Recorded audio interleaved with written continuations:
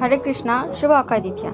তো অক্ষয় তৃতীয়া মানে শুধু সোনা কেনার দিন না, এই অক্ষয় তৃতীয়ার দিন পাপ অথবা পুণ্যে আপনি যেটাই করবেন সেটাই অক্ষয় হয়ে থাকবে। এই অক্ষয় তৃতীয়ার দিন মা গঙ্গা পৃথিবীতে অবতীর্ণ হন। এই অক্ষয় তৃতীয়ার দিন শ্রী বিষ্ণুর আরেক অবতার পরশুরাম তিনিও আবির্ভাব হন।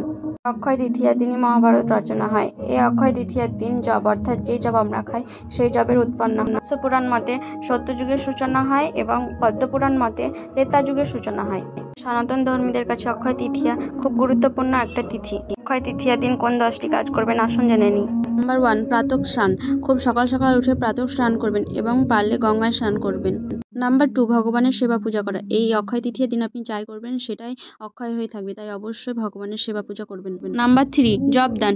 এই দিন যেহেতু জবের উৎপন্ন হয়েছিল তাই আপনি ভগবানের চরণে এবং দরিদ্র ব্রাহ্মণ ও বৈষ্ণবকে জব দান করতে পারেন।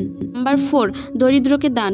আপনার সামর্থ্য অনুযায়ী অন্ন বস্ত্র যেটাই পারবেন সেটাই অবশ্যই দান করবেন। নাম্বার 5, এই দিন লক্ষ্মীনারায়ণ বিশেষভাবে পুজো হয়, তাই আপনি চাইলে এই দিন আপনার বাড়িতে লক্ষ্মীনারায়ণের পুজো করতে পারেন।